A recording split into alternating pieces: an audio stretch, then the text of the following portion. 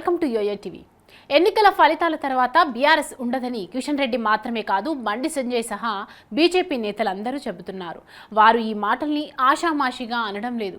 అందుకే బీఆర్ఎస్ నేతలు కూడా ఉలిక్కి పడుతున్నారు. సొంత పత్రికల్లో పేజీలకు పేజీలు ప్రాంతీయ పార్టీలు ఎంత బలంగా నిలబడ్డాయో చెబుతున్నారు.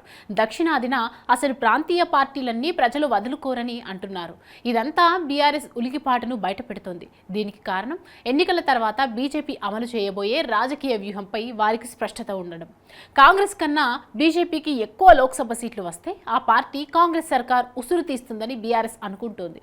అందుకే చాలా చోట్ల బీజేపీకి పరోక్షంగా సహకరించింది. ఇది బీజేపీ నేతలకు చెప్పి ఇచ్చిన సహకారం కాదు, తమ రాజకీయ వ్యూహంలో భాగంగా ఇచ్చిన సహకారం. కానీ అదే ఆ పార్టీకి సమస్యగా మారనుంది. లోక్సభ సీట్లు ఎక్కువ వచ్చినా రేవంత్ సర్కారును కూల్చే ప్రయత్నం బీజేపీ చేయదు.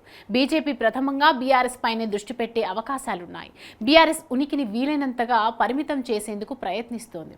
కిషన్ రెడ్డి కూడా అదే చెబుతున్నారు. ఎన్నికల ఫలితాల్లో బీఆర్ఎస్ కనీస బలం చూపించలేకపోతే, ముఖ్యంగా గట్టి ఓటు బ్యాంకును కాపాడుకోలేకపోతే మొదటికే మోసం వస్తుంది. ఆ పార్టీకి చెందిన క్యాడర్ను బీజేపీ కాంగ్రెస్ పార్టీలు పంచుకుంటాయి. తాము బలపడేందుకు అయినా బీఆర్ఎస్ పార్టీని బలహీనం చేసేందుకు తెలంగాణలో కాంగ్రెస్ వర్సెస్ బీజేపీ అన్న పరిస్థితి తెచ్చుకుంది. కాంగ్రెస్ పై అసంతృప్తి ఎంత పెరిగితే బీజేపీకి అంత మేలు జరుగుతుంది. ఇంతకాలం అన్ని పార్టీలకు ఛాన్స్ ఇచ్చారు. బీజేపీకి ఒక్క ఛాన్స్ ఇవ్వమని అడిగితే ప్రజలు స్పందించే అవకాశం ఉంది. అలా చేయాలంటే బీఆర్ఎస్ ఉనికిని ప్రశ్నార్థం చేయాలి. బీజేపీ అదే చేసే ప్రణాళికలో ఉందని అంటున్నారు.